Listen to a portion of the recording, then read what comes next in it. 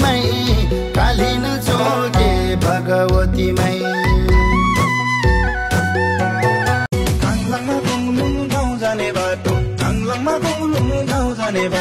बाटोकै छेउमा बसौँला मजाले नाचौँला बाटोकै छेउमा बसौँला मजाले नाचौँला सक्यो सक्यो हिँडेको छैन तिमी जस्तो हिँडेको छैन नभएको फेसन गरेर नभएको फेसन कपडा छोटो लाएर कपडा छोटो अरूलाई दंगा पारेर। दोलखा जिल्लाको कालिन्चोक भगवती मन्दिर एक महत्वपूर्ण धार्मिक र प्राकृतिक पवित्र तीर्थस्थल हो जहाँ प्रत्येक वर्ष हजारौं भक्तजनहरू र पर्यटकहरू पुग्ने गर्नुहुन्छ। समुद्रिक सतहबाट 3845 मिटरको उचाइमा अवस्थित यो स्थल गौरी शंकर संरक्षण क्षेत्रमा पर्दछ। प्राकृतिक हिसाबले पनि निकै सुन्दर मानिने यस स्थानबाट कञ्चनजंघा, जुगल, सुमेरु पर्वत, गौरी शंकर, गणेश हिमाल र पाथिभरा हिमाल जस्ता विभिन्न हिम श्रृंखलाहरू हामी यहाँबाट देख्न सक्छौं। विशेष गरी पुसदेखि फागुनसम्मको हिमपातले यहाँको दृश्यलाई अझै आकर्षक र रमणीय बनाउँछ। काली देवी भगवतीले तपस्या गर्नुभएको ठाउँ भएकोले यहाँको नाम कालिन्चोक रहन गएको मान्यता रहिआएको छ। यस मन्दिर सम्बन्धी निकै रोचक किम्वदन्ती पनि म आज हजुरहरूलाई सुनाउने छु। 7 दिदी बहिनी भगवती मध्येकी एक काली देवीले यस पवित्र ठाउँमा तपस्या गर्नुभएको र उहाँ तपस्यामा लीन भइरहँदा यस पर्वतको दक्षिण तर्फको शैलेश्वर पर्वतमा बस्ने राक्षसहरूले निकै रूपवती काली देवीलाई देखि आफ्नो राजा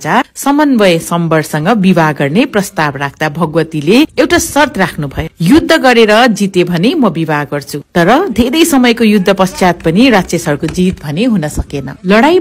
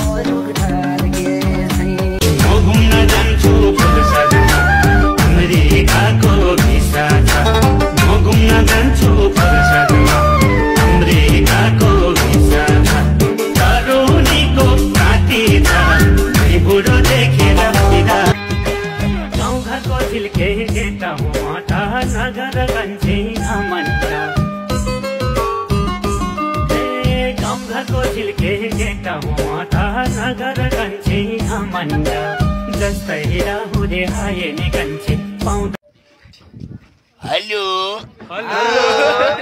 अहिले हामी कहाँ छौं? कालिन्चोक। जय कालिन्चोक। जय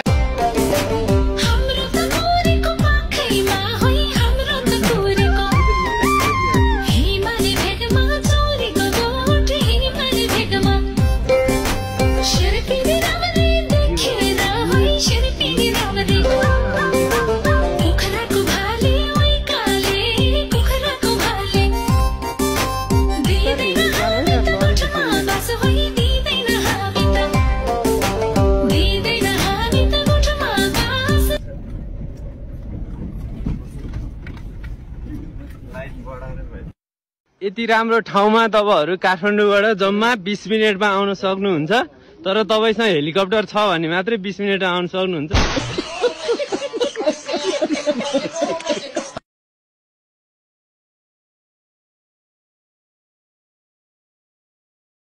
यति राम्रो ठाउँमा तपाईहरु काठमाडौँबाट जम्मा 20 मिनेटमा आउन सक्नुहुन्छ। तर तपाईसँग हेलिकप्टर छ भने मात्रै 20 मिनेटमा आउन सक्नुहुन्छ।